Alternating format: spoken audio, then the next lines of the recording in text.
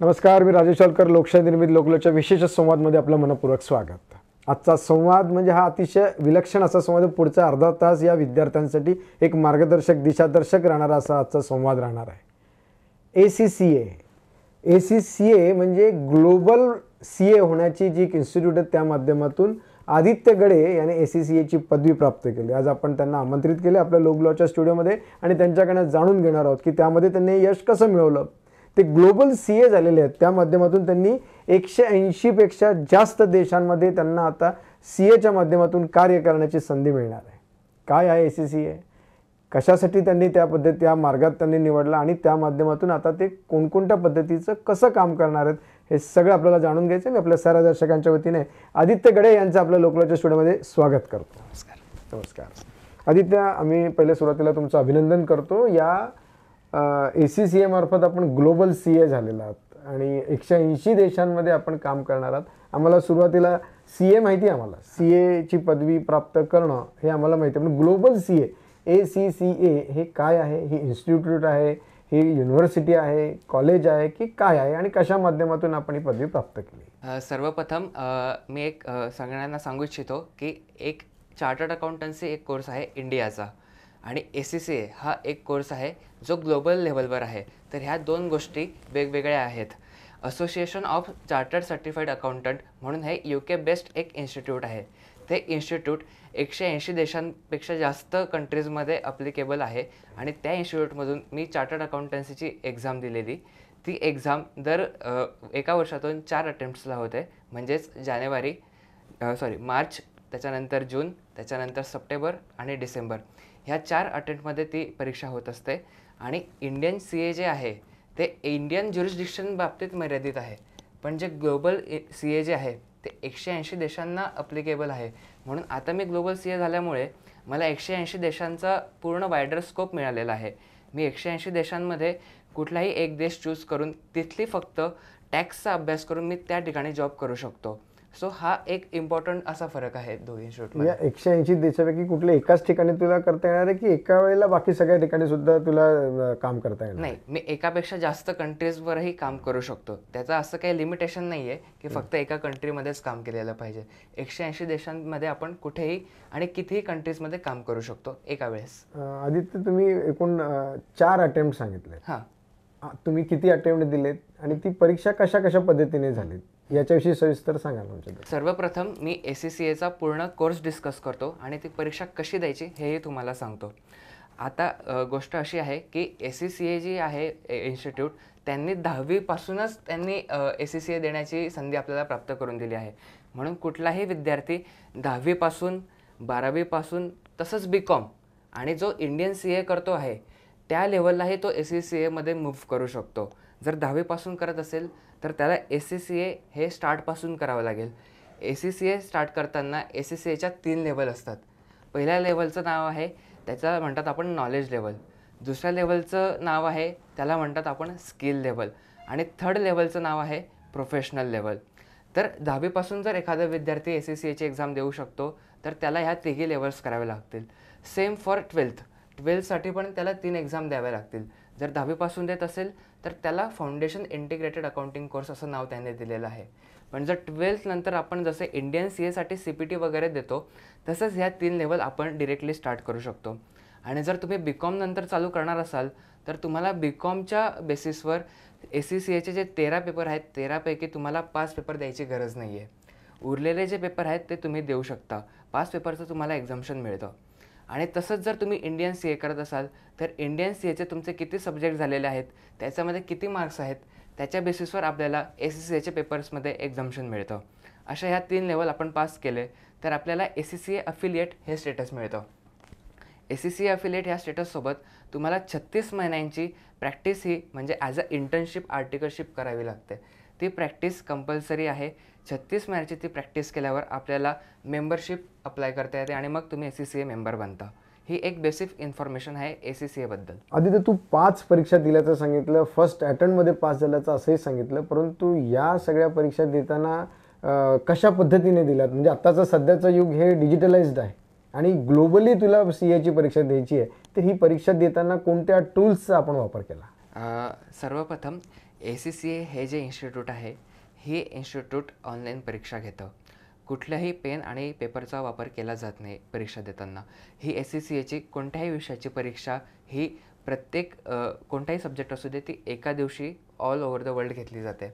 एका दिवशी सगळे विद्यार्थी पेपर ऑनलाईन कम्प्युटरवर देतात. म्हणून एक्झाम देताना आपण कम्प्युटरशी फॅमिलियर होणं फार जास्त गरजेचं आहे. 3 तास तुम्हाला एक्सेलवर बॅलन्स शीट्स बनवायचे आहेत. 3 तास एक्सेलवर तुम्हाला profit and loss statement, financial statement बनवून घ्यायचे आहेत. तसंच 3 तासातच तुम्हाला वर्डमध्ये एखाद्या CFOला, CAOला रिपोर्ट करायचा आहे. सो मी पूर्ण प्रिपरेशन करताना एकदाही पेन आणि पेपरचा वापर केला नाही आहे. माझं पूर्ण प्रिपरेशन हे कम्प्युटर बेस्ड होतं, कारण माझ्या सगळ्या एक्झाम्स ह्या ऑनलाईन सेंटर बेस्ड होतात. किंवा तुमच्याकडे एक ऑप्शन आहे की तुम्ही घर बसल्याही ही एक्झाम देऊ शकता. म्हणून ACCAचा अभ्यास करताना तुम्हाला कम्प्युटरशी, कीबोर्डशी फॅमिलियर होणं फार जास्त गरजेचं आहे. तू देताना सेंटरवरती जाऊन दिले की वर्क फ्रॉम होम सारखं घरून परीक्षा दिली? मी सेंटर बेस्ड हा ऑप्शन चूज केला होता, कारण तुम्ही घरी दिली तरी एक्झाम देताना तुमच्या बॅकएंडला चालू असतं, अरे नेट बंद पडलं तर काय, किंवा आजूबाजूला काही इमर्जन्सी झाली, कुठे काही आवाज आला तर मला एक्झाममध्ये मायक्रोफोन ऑन असतो. तर मायक्रोफोन ऑन असल्यामुळे समोरचे जे इनव्हिजिलेटर आहेत त्यांनी डाऊट नको घ्यायला की कुठला कॉपीचा प्रकार घडतो आहे का किंवा काय होतो आहे का. तुम्हाला त्या घर बसल्या तुम्हाला डिस्टर्ब होऊ शकतं. ह्या सगळ्या गोष्टींचा विचार करता मी सेंटर बेस्ड ऑप्शन चूज केला की तिथं पूर्ण क्लोज्ड रूम असते, एक्झाम कंडक्ट करणारे सगळे फॅकल्टीज असतात. सो ते आपल्यावर लक्ष घेतात. आणि मेन म्हणजे इंटरनेटची किंवा काही जर गैरसोय झाली तर ती जबाबदारी सेंटरची असते. म्हणून मी सेंटर बेस्ड हा ऑप्शन चूज केलेला. तर आम्हाला तुझ्याविषयी जाणून घ्यायचं आहे की तू कोणत्या पद्धतीने पास झाला, तू आर्टिकलशिप, इंटर्नशिप आणि कशा कशा पद्धतीने 13 परीक्षा ज्या आहेत तू आता सांगितल्या, या सगळ्या 13 परीक्षा दिल्यात की तू 12वी नंतर या ठिकाणी परीक्षा दिल्यात, कसं दिलं, तुझी परीक्षा कशी झाली? सर्वप्रथम मी माझी पूर्ण जर्नी सांगतो तुम्हाला. मी 12वी नंतर इंडियन चार्टर्ड अकाउंटन्सी हा कोर्स चूज केला. त्याच्यानंतर मी CA फायनलला आलो आणि CA फायनलसोबतच माझी 3 ते 3.5 वर्षाची आर्टिकलशिप झालेली होती. तर एक मेन मुद्दा सगळ्यांनी लक्षात घ्यावा इथं, CAची जी आर्टिकलशिप आहे 3 वर्षाची ती ACCAमध्ये कन्सिडर होते. म्हणून तुम्हाला पुन्हा ACCAची मेंबरशिप घेण्यासाठी 36 महिन्याची आर्टिकलशिप करण्याची गरज नाही आहे. तर तुम्ही जर CA फायनलला असाल तर तुम्हाला किती सब्जेक्ट दिलेले आहेत CAमध्ये, त्याच्यामध्ये किती मार्क्स आहेत, त्याच्यानुसार तुम्हाला ACCAमध्ये किती पेपर देण्याची गरज आहे ते डिसाईड केलं जातं. त्याचं पूर्ण इव्हॅल्युएशन ACCA इन्स्टिट्यूट करतं. तर माझ्या बाबतीत अशी केस होती, तर 13 पैकी मला 8 पेपर देण्याची गरज नाही बसली, कारण मी CAमध्ये तितके पेपर क्लिअर केलेले होते. म्हणून मला ACCAमध्ये फक्त आणि फक्त 5 पेपर द्यायची गरज पडली. तर मी एक अटेम्प्टमध्ये, म्हणजे 3 महिन्यानंतर त्याची एक्झाम असते, तर मी 5 अटेम्प्टमध्ये 5 पेपर दिले आणि पहिल्या अटेम्प्टमध्येच सगळे पेपर्स क्लिअर झालो आणि ACCA अफिलिएट हे स्टेटस अचीव्ह केलं. म्हणजे तुला एका अटेम्प्टमध्येच तू सगळ्या परीक्षा देत गेला. एकूण किती परीक्षा दिल्यात?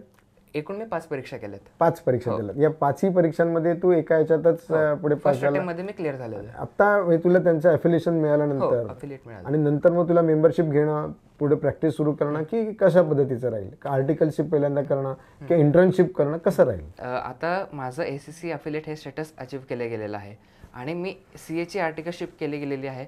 म्हणून फक्त मला एक ACCAचा फॉर्म असतो, त्याला म्हणतात परफॉर्मन्स एक्सपिरियन्स रिक्वायरमेंट. तर ते मी जर CAच्या आर्टिकलशिप जर त्यांना तिथं शो केली तर मला 36 महिन्याची आर्टिकलशिप करायची गरज नाही आहे. सो मी डिरेक्टली मेंबरशिपला अप्लाय करून ACCAची मेंबरशिप मी माझ्याकडे घेऊ शकतो. CA होणंच खूप कठीण असतं. हां, अनेक वेळा अनेक अटेम्प्ट देऊन सुद्धा शेवटच्या याच्यापर्यंत CA होत नाहीत आणि शेवटी मार्ग बदलून आपल्याला वेगळ्या मार्गाने त्याच पद्धतीचं. तू 5 परीक्षा त्याही ACCAच्या फर्स्ट अटेम्प्टमध्ये पास झाला, असं कसं शक्य होतं? त्यासाठी तू काय मेहनत घेतली, कशा पद्धतीने अभ्यास केला, अभ्यास करताना त्याला कोणता मार्ग निवडला, कोणती पुस्तकं रेफर केलीत, तुझ्या अभ्यासाविषयी सविस्तर माहिती. सर्वप्रथम मला जर 5 पेपर द्यायचे होते तर मी एक महत्त्वाचा डिसिजन घेतला की जर 3 महिन्यांनी एक एक्झाम आहे, तर एका वेळेस एका विषयाचाच अभ्यास करून त्या विषयामध्ये एक्सपर्ट होणं फार गरजेचं आहे. जर 3 महिन्याच्या पिरियडमध्ये जर मी 2 सब्जेक्टचा अभ्यास केला आणि जर 2 सब्जेक्ट्स दिले तर ते कुठे ना कुठे एका सब्जेक्टकडे दुर्लक्ष किंवा एक सब्जेक्ट चांगला होऊ शकत नाही. म्हणून मी एका वेळेस एकच सब्जेक्ट देण्याचा प्रयत्न केला आणि तो 3 महिन्यामध्ये मी त्या सब्जेक्टमध्ये स्वतःला एक्सपर्ट करून घेण्याचा प्रयत्न केला, जेणेकरून मला फ्युचरसाठी करिअर पर्स्पेक्टिव्ह पण मला खूप जास्त मदत मिळेल.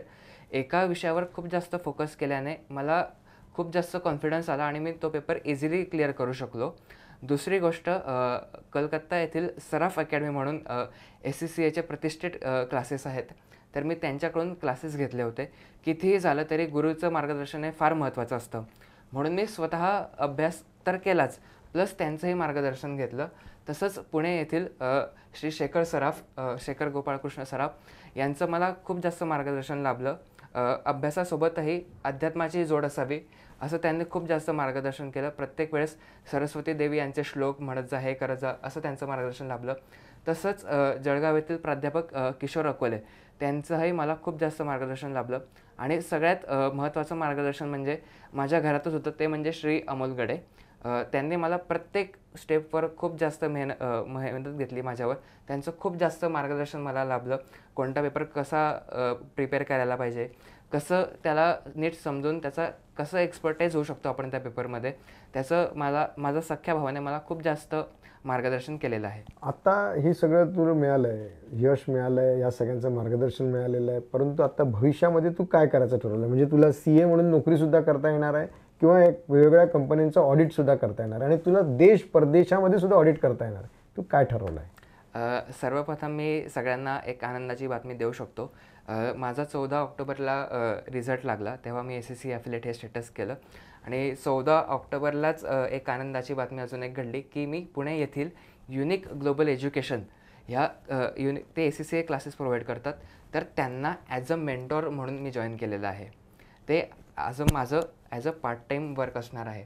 आणि जो फुल टाईम आपण म्हणतो, तर फुल टाईममध्ये मी जॉब करू शकतो, स्वतःची प्रॅक्टिस टाकू शकतो आणि MNC कंपनीज किंवा बिग 4 चार्टर्ड अकाउंटन्सी फर्म्स आहेत, तिथं मी करू शकतो.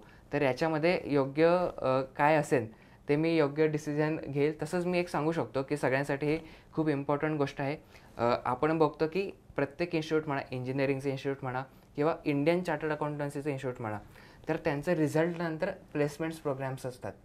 तर SCCAचा एक बेनिफिट असा आहे की तुम्ही स्वतःचा अकाउंटचा लॉगिन ID पासवर्ड यूज करून तुम्हाला SCCA 24/7 every day 365 days of a year placements provide करतं. म्हणजे इवन मी आत्ता इथं बसलो आहे, जर मी लॉग इन केलं तर मला माझ्यासाठी जगभरात, म्हणजे तुम्ही पुणे लोकेशन टाका, कॅनडा लोकेशन टाका, जगभरात कुठे कुठे जॉब्स अवेलेबल आहेत ते डिरेक्टली माझ्याकडे लिस्ट येते कंपनी वाईज. आणि SCCAने तुम्हाला एक विशिष्ट सुविधा प्रोव्हाइड केली आहे की तिथंच तुम्हाला अप्लाय नावचं त्यांनी ऑप्शन दिलेलं आहे. जर मी तिथं अप्लाय नाववर क्लिक केलं तर डिरेक्टली SCCA इन्स्टिट्यूट माझ्यासाठी इतकी मेहनत घेतं की त्यांच्या एम्प्लॉयरसोबत कॉन्टॅक्ट करून इंटरव्ह्यू शेड्यूल करून मला मेल पाठवतं की तुमचा ह्या दिवशी तुमचा इंटरव्ह्यू शेड्यूल केलेला आहे. सो ती एक सुविधा मी ऑप्ट करण्याचा प्रयत्न करतो आहे. म्हणजे सुरुवातीला नोकरी करणं हे आपण ठरवलं हे आपलं असं. आम्हाला एक सुरुवातीला असं अपेक्षा आहे की या CA किंवा SCCA या क्षेत्राकडे आपण वळण्याचं कारण काय? सर्वप्रथम सपोर्ट सिस्टीम म्हणायला पाहिजेच, म्हणजे माझा भाऊ, त्याने मला योग्य वेळेस गाईड केलेलं आहे. तसेच माझे आई पण कॉमर्स क्षेत्रातूनच आहे. तर आईला पण आणि घरचं एक बॅकग्राऊंड बघता आईबाबांनी सुरुवातीपासून बिझनेस केलेला आहे, नमकीन किंवा खाद्यपदार्थ, स्वीट्स जो असतो तो. तर मला आधीपासूनच घरात बिझनेसचं बॅकग्राऊंड असल्यामुळे आणि आईबाबांचं योग्य मार्गदर्शन आणि स्वतः भाऊ पण चार्टर्ड अकाउंटन्सी करत असल्यामुळे माझा आधीपासूनच कल कॉमर्स या क्षेत्राकडे वाढला. आणि आईबाबांनी खूप जास्त मेहनत घेऊन मला योग्य पातळीपर्यंत पोचवण्याचा त्यांनी खूप जास्त प्रयत्न केलेला आहे. जाता जाता विद्यार्थ्यांसाठी आणि आमच्या दर्शकांसाठी काय संदेश देशील? सगळ्यात पहिले मी सर्व विद्यार्थी आणि दर्शकांना एक सांगू इच्छितो की तुम्हाला जे आवडतं, जे फील्ड आवडतं ते तुम्ही चूज करायला पाहिजे. सगळ्यात प्रथम तुम्ही असं नको की कोणाच्या प्रेशरमध्ये येऊन एखादं फील्ड चूज करताय किंवा बाकीचे लोक करतायत, मी मागे नको राहून जायला म्हणून तुम्ही ते क्षेत्र निवडताय. तुमची आवड कशात आहे आणि ते तुम्हाला करत असताना आनंद मिळतो आहे का, हे फार बघणं गरजेचं आहे. तुम्ही इंजिनिअरिंग किंवा चार्टर्ड अकाउंटंट होऊन जाल पण at the end of the day तुम्ही जर खुश नसाल, तुम्ही फक्त ते फॅमिली किंवा संसार चालवण्यासाठी करत असाल, तर तुम्ही स्वतःला फसवताय मित्र हो. तुम्ही जर तुमच्या क्षेत्रात, तुमच्या आवडीच्या क्षेत्रात जर तुमचं करिअर केलं, तर तुम्ही आनंदही राहाल, फिनान्शियली खूप जास्त तुम्ही स्ट्रॉंग व्हाल आणि तुम्ही प्लस तुमचा पूर्ण कुटुंब अतिशय आनंदात राहील, हे मी तुम्हाला सांगू इच्छितो. म्हणून तुम्हाला काय आवडतं आणि येणाऱ्या पुढच्या 15 ते 20 वर्षामध्ये मार्केट किंवा ओव्हरऑल इंडस्ट्रीजमध्ये काय सिच्युएशन असणार आहे, त्याचा योग्यपूर्वक अभ्यास करून तुम्ही डिसिजन घेतला पाहिजे, हे असं मला वाटतं. वा, धन्यवाद आदित्यजी. आणि सगळ्यात महत्त्वाचं म्हणजे ACCA, साधा CA होणं कठीण असतं, तर हा आपला जळगावचा आदित्य गडे हा ACCA झालेला आहे. आपण सर्व दर्शकांनी त्याचं अभिनंदन करूया. मात्र आपण पाहत आहात लोक लाईव्ह तुमच्या मनातलं. नमस्कार.